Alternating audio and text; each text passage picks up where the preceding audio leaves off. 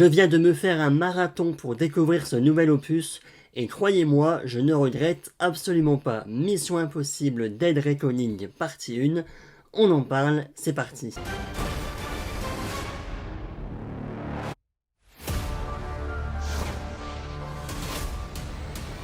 Ethan Hunt et l'équipe du FMI doivent traquer une nouvelle arme terrifiante qui menace toute l'humanité si elle tombe entre de mauvaises mains. Avec le contrôle de l'avenir et le destin du monde en jeu, une course mortelle autour du globe commence. Il est l'heure donc aujourd'hui de parler de cette fameuse saga Mission Impossible qui revient cet été donc avec son 7e opus, un opus qui sera divisé en deux parties. La première partie est donc sortie ce 12 juillet et la seconde sortira en 2024. Normalement, on reviendra là-dessus.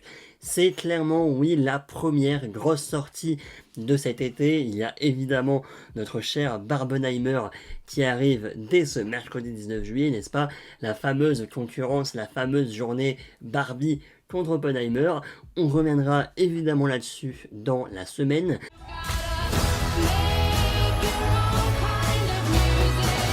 Barbie in the real world.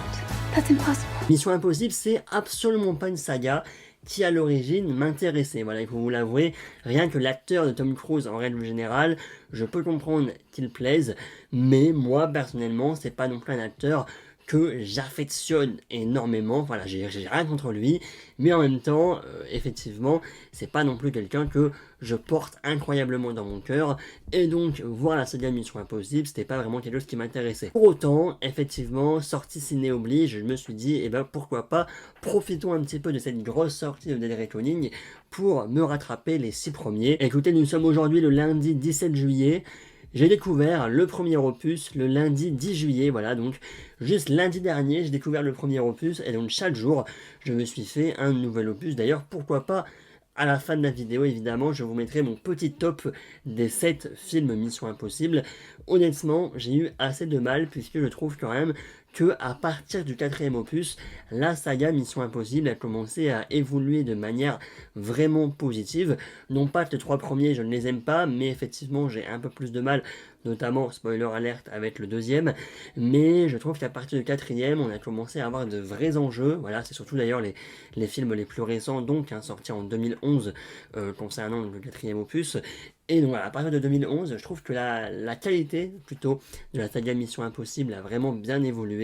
Jusque oui, donc à partir de 2015, avec Christopher McQuarrie, qui est arrivé en tant que réalisateur pour le 5e opus, donc Rogue Nation, mais également pour Mission Impossible Fallout, sorti en 2018, et évidemment Dead Reckoning partie 1, il sera normalement, je ne vois pas pourquoi ce ne serait pas le cas, mais de retour également pour la seconde partie 2024 ou 2025. J'ai vraiment aimé dans les Missions Impossibles, c'est notamment ce côté espionnage qui est quand même un petit peu plus là par rapport aux films d'action basiques, on va dire, mais par exemple, oui, le premier opus donc sorti en 1996, on est vraiment davantage dans du espionnage que dans du film d'action.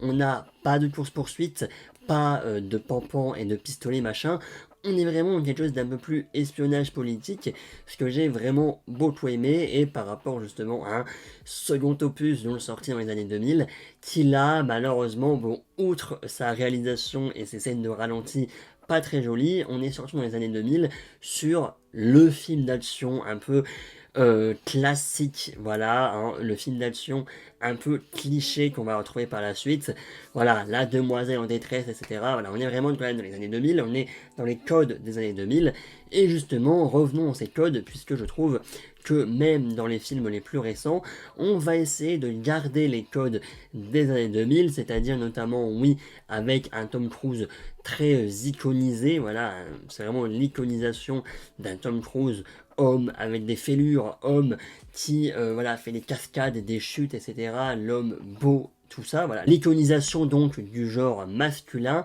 et voilà, c'est ce qu'on a clairement retrouvé dans le premier opus, et également d'ailleurs dans ses suites.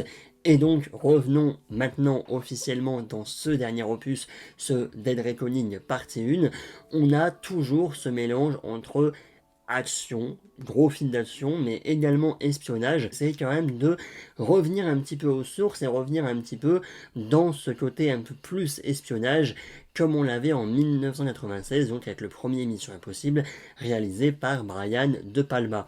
C'est vrai que vers la suite, notamment, surtout je trouve dans le 4e, 5e et 6e, on est plus parti dans un délire vraiment action et un peu politique, mais en retirant ce côté infiltration, espionnage, comme on a pu le retrouver dans les premiers opus. Là justement, on le retrouve un petit peu plus dans Dead Reckoning, et honnêtement, ça fait plaisir. La direction artistique maintenant, honnêtement, pour moi, c'est un sans faute. On a quelque chose de plus soigné, avec des beaux plans, des belles scènes. Après, effectivement, voilà, du coup, vu que j'ai rattrapé les 6 Missions Impossibles cette semaine, c'est donc officiellement le tout premier Mission Impossible que je vois sur le grand écran, hein, n'est-ce pas? Et effectivement, ça fait quand même toute la différence. Mais je trouve que là, donc, Christopher McQuarrie a quand même fait un réel effort au niveau des plans, au niveau des scènes, a des beaux paysages, etc. Et franchement, voilà, juste pour la photographie, pour la direction artistique, il y a quand même encore une fois du très bon boulot qui a été fait. Même au niveau d'ailleurs des mouvements de caméra, etc., on y reviendra. Qui dit Mission Impossible dit évidemment scène d'action, dit cascade, dit chute, les meilleures scènes d'action avec Tom Cruise. Tom Cruise a 61 ans et on ne le redira jamais assez, mais cet homme est fou, voilà. On sait que Tom Cruise a réalisé pas mal, même beaucoup de ces scènes de cascade. On l'a su avec ce marketing et cette promotion qui a notamment été faite autour de cette fameuse scène à moto, voilà, on la connaît. Également la scène du train. Tom Cruise a notamment fait 7 fois, je crois, la scène de la moto. Et effectivement, bon, sans spoiler, hein, mais quand la scène de la moto arrive sur le grand écran, personnellement, moi, j'ai eu le souffle coupé, hein, très clairement. Fait quelque chose quand même, j'avoue, parce que on se dit quand même, c'est quand même le vrai Tom Cruise, c'est pas du tout un cascadeur, c'est Tom Cruise, l'acteur, qui a fait cette cascade. Et juste, ouais quoi. Franchement, j'ai eu le souffle coupé à ce moment-là. Mais à beaucoup d'autres moments, on y reviendra au niveau de cette tension, parce qu'il y a beaucoup de tension justement dans ce film. La question est la suivante, est-ce que par hasard, ils n'ont pas trop misé la promotion et le marketing de leur film sur cette scène à moto? Effectivement, on l'a vu partout, dans les bandes annonces, sur les affiches même, etc. On peut quand même se poser la question, est-ce que sans toute cette promotion, est-ce que les gens auraient quand même été en salle? Et je pense que oui, honnêtement, même pour moi qui ne connais pas du tout Mission Impossible jusque la semaine dernière, est-ce que sans voir qu'il y avait une scène de moto qui avait l'air super stylée, est-ce que je me serais déplacé en salle? Honnêtement, oui. Voilà, est-ce qu'ils peut-être ils ont eu peur également de la concurrence et de Barbie et Oppenheimer qui vont commencer à débarquer. Je sais qu'au niveau du box-office du premier week-end, donc le film se porte vraiment bien pour l'instant, mais effectivement, peut-être ils ont eu peur de la concurrence et se sont dit au niveau de la promotion, au niveau du marketing, il faut tout miser sur nos scènes les plus denses, les plus intenses, qu'il faut montrer dans les bonnes annonces. Et donc justement, je trouve que ce film va perdre un petit peu de son effet de surprise, déjà que bon, c'est seulement une première partie, et donc oui, il n'y a pas non plus énormément de plot twist, etc., et de rebondissements, mais surtout, il va perdre de son effet de surprise, parce que les cascades, tu les as vues quand même 90% du temps. Enfin, 90% de la cascade, tu l'as déjà vu, en fait. C'est un peu dommage, mais voilà, à part ça... quand tu la vois sur le grand écran, c'est quand même beaucoup mieux que sur ton petit téléphone. D'ailleurs, bon, dédicace hein, au fameux générique de début qui te spoil clairement tout le film. Là, en fait, c'est le générique du début qui va te montrer des images de ce que tu vas voir après pendant le film. Et c'est ce qui montre quand même justement ce côté, encore une fois, années 90. On essaie quand même de garder les codes des films de l'époque, même en 2023, et on est vraiment dans un blockbuster qui, on va y revenir par rapport au scénario, qui mélange quelque chose de très d'actualité, mais en même temps qui va garder un petit peu des codes des années 90, notamment, oui, Tom Cruise et l'iconisation donc du genre masculin, mais également avec ce fameux générique qui était un petit peu à la mode, notamment dans l'émission Impossible, de mettre un générique au début qui te montre des scènes que tu vas voir plus tard dans le film en fait. Voilà, qui te montre même le combat final limite dans le générique du début. Pourquoi faire? Que vous vous rappelez de la phrase de marketing du film Flash? Oui, on va revenir là-dessus un petit peu. Le film Flash disait ce film va vous rappeler pourquoi vous allez au cinéma. On s'en rappelle de celle-là, mais vu la CGI, les effets spéciaux, les personnages, l'humour grotesque, bref, on va pas revenir sur The Flash, une critique est disponible sur la chaîne. Ouais, bon, ce film ne m'a pas rappelé pourquoi j'allais au cinéma. Et ben là, je pense que ce slogan, cette phrase de marketing aurait pu vraiment aller pour Mission Impossible. Ce film, la saga en général, mais dans ce film, te montre pourquoi tu vas au cinéma. Oui, T'as des scènes d'action, des cascades, des chutes, le rythme c'est nerveux, c'est un rythme effréné, on ne s'ennuie presque jamais. Honnêtement, ça va dans tous les sens et c'est juste incroyable. Bref, juste comme ça, vous avez compris que j'ai vraiment adoré ce film, vraiment un des coups de cœur de l'année je pense. Revenons un petit peu plus maintenant dans le scénario, puisque oui, faut être honnête, hein, moi personnellement, les 6 premières Missions Impossibles, je les ai pas vraiment regardés pour le scénario. Et si vous me demandez de vous résumer juste le synopsis du Mission Impossible 2 ou du Mission Impossible 5, je ne vais pas vous savoir vous le dire. Voilà, il faut vous l'avouer. Voilà, je vais être honnête, moi je sais juste qu'en général, hein, Ethan Hunt reçoit une mission. Oui, le message va s'autodétruire dans 5 secondes. Voilà, il a un petit groupe. Bon, il y a des péripéties pendant le film, mais à la fin, ils arrivent à la mission. Ils réussissent la mission, tout va bien, tout se passe bien, et c'est nickel. Prochain épisode. Voilà. Le scénario de Mission Impossible, vous l'avouez, c'est pas non plus celui que il me fait rêver. Voilà. C'est vrai que moi, je regarde plutôt les scènes d'action, les chutes, etc. Et je trouve que chaque film a le droit à sa scène vraiment intense, que ce soit la scène de l'opéra pour moi dans le 5e opus, la scène où notre cher Ethan Hunt va escalader dans le 4 le Burj Khalifa. Bref, voilà, il y a vraiment beaucoup de scènes quand même assez cultes. Voilà, même la scène, même toute la scène d'introduction dans le premier opus. Bref. Franchement, c'est juste trop bien, même dans le 6, la scène avec les hélicoptères. Bref, plein de scènes cultes, mais c'est pas le scénario non plus qui va ressortir, on va dire, de tout ça. Là, pour le coup, ce Dead Reckoning a, je trouve, un bon scénario. Malgré quelques facilités scénaristiques, on a quand même quelque chose de très actuel, puisque, sans spoiler, c'est un film qui va parler de l'intelligence artificielle, d'une entité qui est présente partout, mais nulle part à la fois, et en fait, on ne sait pas vraiment à qui faire confiance, etc.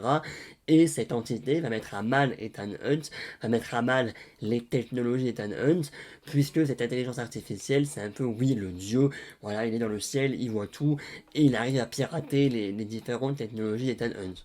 Voilà, en fait, il espionne, il sait tout, il sait la vie de tout le monde. Voilà, une entité qui est omniprésente, c'est ce qui fait peur très clairement voilà, pour le monde. Après c'est vrai que chaque épisode on nous dit que c'est la plus grosse mission d'Ethan Hunt, la plus risquée, mais là quand même on s'attaque à une intelligence artificielle, ce n'est pas rien. Donc voilà, là enfin on a quand même quelque chose de très actuel, mais encore une fois toujours en gardant ces codes des années 2000, des années même 1990 pour le coup. Par exemple pour la musique, on va garder quelque chose de très simple finalement, les musiques de l'époque qui fonctionnent d'ailleurs très bien. On a des beaux jeux musicaux, notamment cette fameuse chute à moto. La moto arrive, attention, il y a de la musique, attention, whop, et là la moto est dans l'air, il n'y a plus de musique. Et donc il n'y a plus personne qui parle, moi je ne pouvais plus respirer.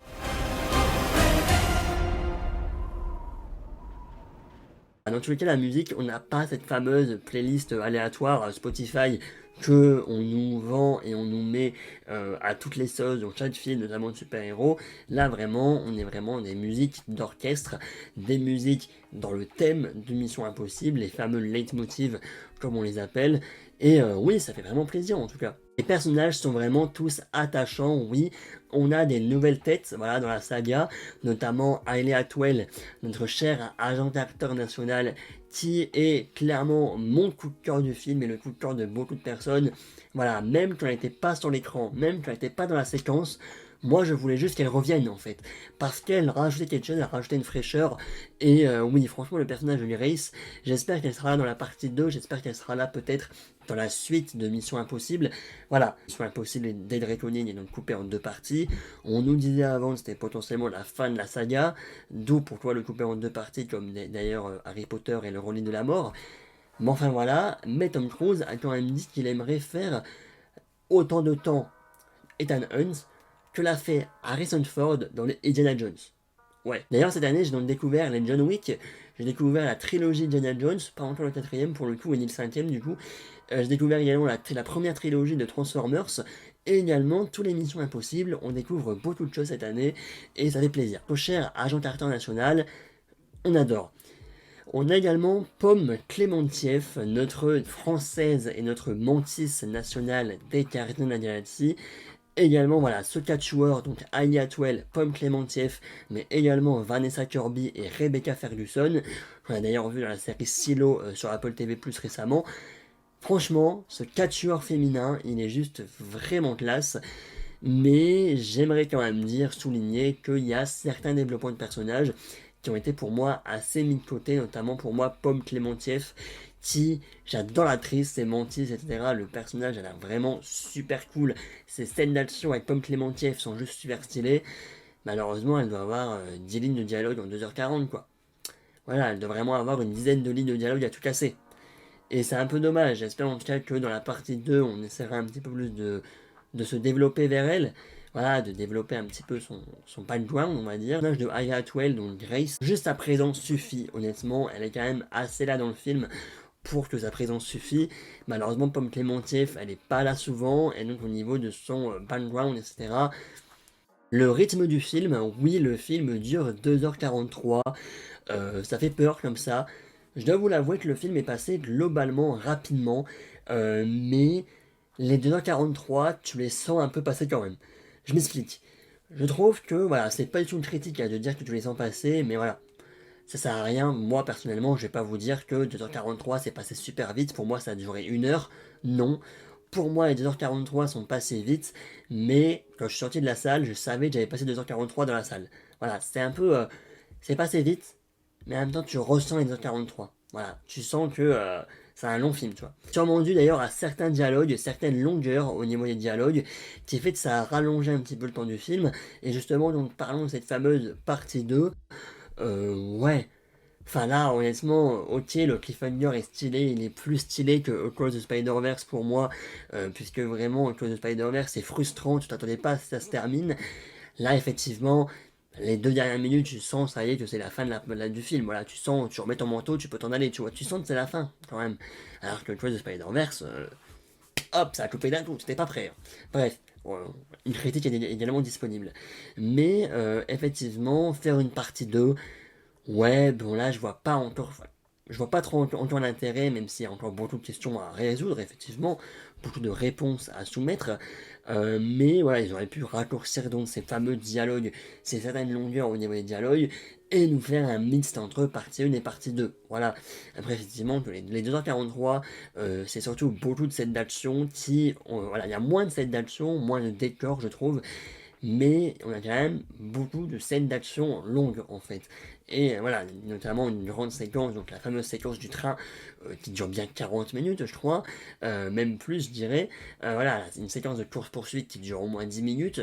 Voilà, finalement, les scènes d'action sont assez longues et donc t'arrives vite à 2h40. Parlons également de l'humour, quelque chose de assez important, notamment dans ce Dead Reckoning partie 1. Une dose d'humour qui était pas vraiment présente, enfin, moins présente en tout cas dans les 6 premiers opus. Les 6 premiers opus, encore une fois, on était dans l'action, dans l'espionnage, même si certaines vannes par-ci par-là, notamment avec le personnage Benji, voilà, évidemment, Benji, joué donc par Simon Pegg, voilà. On avait quand même déjà, notamment donc à partir du 4e opus pour Simon Pegg, déjà son humour, etc. Ça fait vraiment plaisir. Même Jeremy Renner, qui était également donc dans Mission Impossible 4 et 5. Voilà. Mais là, honnêtement, on a un humour rafraîchissant, notamment donc, dans le duo entre Tom Cruise et Hailey Atwell, donc Ethan et Grace, un duo qui fonctionne vraiment parfaitement bien. Voilà, sans vous spoiler, mais pour moi, l'humour, c'est notamment toute cette course-poursuite dans cette Fiat 500 jaune. Oui, bon, c'est marrant, voilà, la manière dont Grace va conduire la voiture, ok, c'est drôle. C'est quand même drôle, honnêtement. D'où le personnage, pourquoi je l'ai trouvé aussi attachant, le personnage de Grace et de Hailey Atwell, parce que c'est Agent Carter, évidemment, on aime Agent Carter, et en plus, bon, pour juste le personnage de Grace, eh ben, elle est drôle, elle est gentille, elle est souriante, voilà, c'est Hailey Atwell. Décidément, entre Hailey Atwell et Alice Stanfield, on adore les Hailey par ici. Mission Impossible Dead Reckoning, partie 1 en l'occurrence, c'est également des enjeux, c'est également de la tension qui sont vraiment bien mises en avant et de la tension bien mise au moment où il fallait. Voilà, pour moi, toute la séquence du train à la fin, eh ben c'était insane en fait. Voilà, ça dure 40 minutes, mais t'es vraiment cette tension dans tous ces différents dialogues, même si, voilà, je vais pas faire semblant. On se doute que la scène du train, c'est un peu du copier-coller à Uncharted 2. Ok, je l'ai vu, on l'a tous vu. Mais à part ça, on sent les tensions, même toute la séquence, sans spoiler, voilà, on est toujours dans du sans spoiler, mais toute la séquence dans l'aéroport, on est dans cette tension, encore une fois, et donc juste avec des simples dialogues, juste avec un Tom Cruise qui marche dans un aéroport avec donc ses amis dans les écouteurs, tu sens la tension finalement, et voilà, c'est vraiment ce que j'ai beaucoup aimé. Voilà, malgré les facilités scénaristiques, malgré, oui, du déjà vu, il y a quand même beaucoup de scènes qui ont pu me faire rappeler par exemple un John Wick chapitre 4. Voilà, j'ai quand même hésité encore jusqu'à maintenant, est-ce que j'ai préféré John Wick ou Mission Impossible. Je pense que j'ai quand même un petit peu plus préféré Mission Impossible pour justement les émotions des personnages un peu mieux mises en avant, un scénario également mieux mis en avant, et c'est pas du John Wick avec juste des scènes de combat pour faire des scènes de combat. Certes, il y a des néons, certes, c'est super stylé, mais là, il y a quand même un enjeu intergouvernemental, il y a quand même quelque chose, et ouais, enfin vraiment, je ne saurais pas comment décrire vraiment ce film, mais en résumé, les personnages sont attachants, les chutes, toutes les scènes d'action, les courses-poursuites, tu te prends 2h47 vraiment intense et stylé dans la tronche, tout simplement. Voilà, malgré un marketing, voilà, à spoiler les grandes scènes, etc. Oui, le casting est ils sont tous attachants, de toute façon, voilà. Les nouveaux personnages sont vraiment cool. Divers décors différents, ça fait plaisir. Des enjeux, de l'attention, course-poursuite, scène d'action. Bon, le méchant, ouais, on verra bien comment ils le font dans la partie 2. Effectivement, la scène d'introduction était peut-être un peu longue et j'étais pas encore trop dans le film, mais à partir de la séquence de l'aéroport, ça a commencé vraiment à devenir très intense. Et oui, tout simplement, voilà, ça a été un petit coup de cœur et je ne regrette absolument pas d'avoir fait ce gros marathon d'une semaine. Je vous mets donc ici mon top. Pour moi, je pense quand même que Mission Impossible Fallout, donc le sixième opus, restera au-dessus. Voilà, je pense que on peut échanger au fur et à mesure. Il n'y aurait pas non plus de si grande incidence. Voilà, si tu mets le 7 en premier et le 6 en deuxième, ou inversement, ou même si tu mets le 5 en troisième ou le 4 en troisième, voilà, même si tu inverses un petit peu, juste effectivement, pour moi, tous les Missions Impossibles sont bons, et tous les Missions Impossibles sont meilleurs que le précédent, en règle générale. Bref, merci à tous de nous avoir suivi la vidéo, j'espère qu'elle vous aura plu. N'hésitez pas à me dire en commentaire votre avis sur Mission Impossible, la saga en général, ou Dead Reckoning. Partie 2 en 2024 ou pas, bah, tout dépendra de la grève des scénaristes, la grève des acteurs, puisque oui, la partie 1 et la partie 2 n'ont pas été tournées en même temps, et donc le tournage, là, actuellement, n'est pas encore terminé. Mais voilà, grève des scénaristes et grève des acteurs à Hollywood. D'ailleurs, je les soutiens complètement, hein. Voilà, c'est pas le sujet, mais je les soutiens. Mais effectivement, pour le tournage de Mission Impossible, ça risque de prendre un petit peu plus de temps que prévu. On attendra. Voilà, je préfère en tout cas que les scénaristes font grève, qu'ils obtiennent ce qu'ils veulent, ils le méritent, plutôt que voilà, avoir un Mission Impossible gâché de sa scénario, bof bof. Voilà. Écoutez, merci à tous donc, et puis nous on se dit à la prochaine pour une prochaine vidéo. Salut, salut!